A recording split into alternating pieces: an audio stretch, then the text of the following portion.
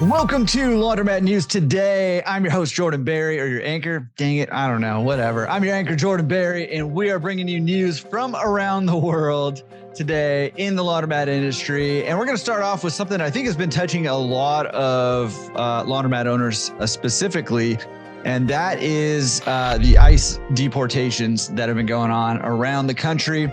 I wanted to point it out. We really haven't really addressed it here, but wanted to point out that I have spoken with a lot of laundromat owners that have been affected by this. I have had more laundromat owners reaching out to me who are interested in selling right now just because their business is down, and they just are feeling frustrated, and a lot of people are just sharing that their business is down 10, 15, 20 or more percent right now. So I wanted to share that because I know, as being a business owner, this can be very isolating. And it can feel like, hey, I'm doing something wrong. My business is down right now. And I just want to share that you're not alone if you're in that boat. It hasn't affected everybody, obviously, but it's affected a lot of laundromat owners.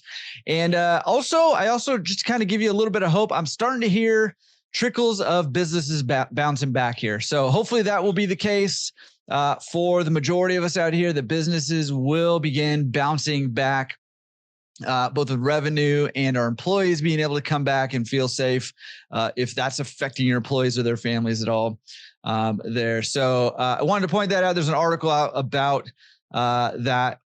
I don't know where this laundry was, but they were speaking about how it's been affecting their laundromat business. So there's an article. Again, the link to this article and all the articles will be in the newsletter. So make sure you're subscribed over there at laundromatresource.com. And you can get links to all the news stories every single week. And I want to take one quick second. If you're out there and you've got a news story, big or small, listen, send it over, news@laundromatresource.com. We would love to feature it in a upcoming news segment. All things laundromat. It could be big, it could be small, it could be about your specific store, it could be about your company that's serving the laundromat industry. Any kind of announcement or press release, we want to hear about it and share it with the industry. Awesome. Okay.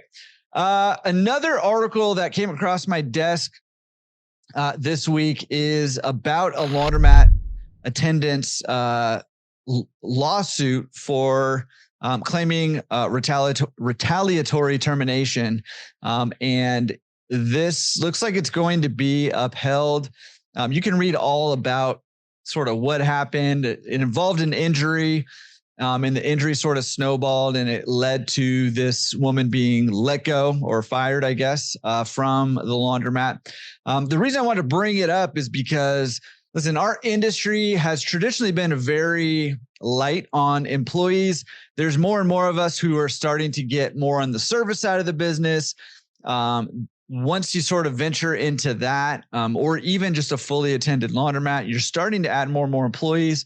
Maybe you're scaling up to multiple locations, right? More employees are coming on board. It's very important that we understand, and any management tiers that we're employing understands employee laws, because again, this is not something that traditionally we've had to be all that cognizant of, in our industry, because we really haven't employed a whole lot of employees traditionally in our businesses. So again, as we scale our portfolios up, as we venture into the service side of the business, as we run fully attended laundromats with longer hours and those kinds of things, we're adding more employees to our payroll. So that HR concern is there. And I think that HR piece is very underserved. And now that I'm talking about it and saying this out loud, maybe we need to do a full-on podcast episode on HR and everything you need to know HR-wise if you've got employees.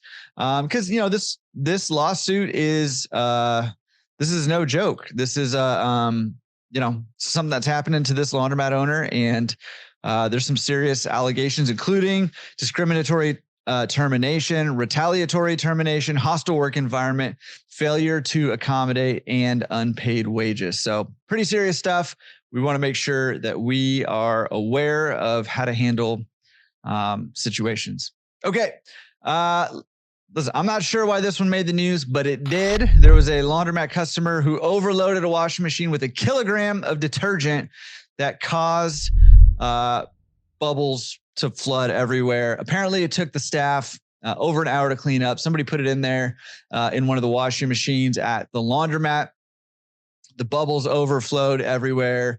And, to me, it kind of sounds just like a normal Thursday. I'm not sure why this made the news, but took them an hour to clean it up. And I think the customer put their laundry in, put the detergent in, quickly realized what the problem was. And maybe out of embarrassment or something else, like they skipped town. Basically they left and left everything for the attendants to clean up. So again, not sure why that was newsworthy, but it was in there. And there was one comment at the very end of the article that I just sort of chuckled at. The owner, who was obviously frustrated by this situation, said, "Look, it's not rocket science." This is a quote. "Look, it's not rocket science to know how much detergent you need to clean your clothes." So I'm not sure if this is a relatively new owner or not, but I actually think it might be rocket science just based on my experience to know how much detergent to put in a washing machine. Seems to be very difficult to figure out for a lot of people. So anyways, I don't know that there's any practical takeaway for you. Signage doesn't seem to work other than maybe training your attendants to keep an eye out for overloading the washing machines with detergent. And it doesn't say if the kilogram of detergent is powder. I'm assuming it's powder, but that would be crazy if it was liquid. But it doesn't say. Anyways, let's jump to the technology side of the business. There's a brand new technology coming out that is using both solar and wind power to revolutionize the way that people are actually drying their clothes, that may or may not replace dryers and laundromats. And that technology is called a clothesline, and it's been around for a really long time. Okay, that was my attempt at a joke. There's really there's no getting around. It's just not a funny joke. And I was talking about a clothesline, solar and wind power. I don't know, dude. I'm struggling here. If you've got a joke that I can insert next week to not look foolish in front of all of my friends, send it to me, news@laundromat-resource.com. I would greatly appreciate it. Just struggling over here with the jokes. I'm just struggling. All right. All right. Let's wrap up this news with just one stat that I saw that was pretty crazy. In California, San Francisco tends to, sometimes demonstrate some trends. So this is just something to keep an eye on.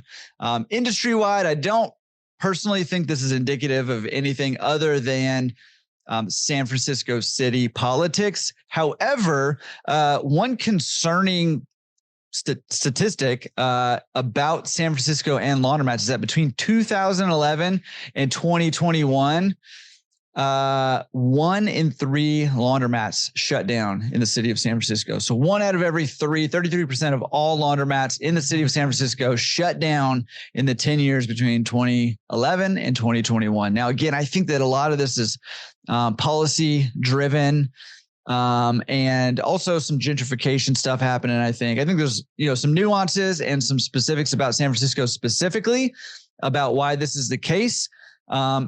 However, just always something to keep an eye on. One of the questions I get asked all the time is laundromats, are laundromats still a good business to be in? Are they going to be around for the long haul? I always answer yes. I do believe, and I still believe that this is a great business to be in and that it's going to be around for the long term. However, I do think the industry is changing. We need to keep up with that.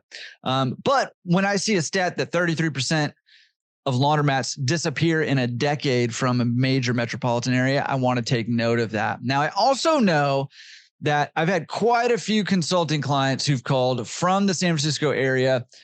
There's actually a vacancy tax for commercial real estate that is implemented by the city. So landlords actually get taxed extra for not filling a vacancy in their space. And there are vacant laundromats out there. So something to keep an eye out on, where you can sort of make a pitch maybe to one of these landlords if the location is a viable business, and get at least the very first parts of the quote unquote free laundromat. Now, I have other places where I share about the free laundromat over there. I think it's the riskiest way to get in the business. However, you may be able to get a foot in the door by looking for those locations where landlords are being taxed because the laundromat closed down and the space is vacant. They haven't been able to fill it. So that might be some leverage for you if you're in the San Francisco area to pick up a location, put in some new equipment, turn it around. Again, lots of nuances there. I don't recommend doing that for your first time on your own.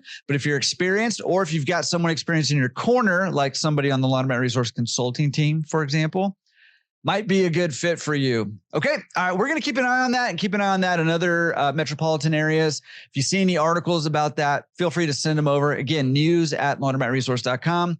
And that's it. That's a roundup for news around the industry today. We'll see you next week with all the latest and greatest from the laundromat industry coming right at you.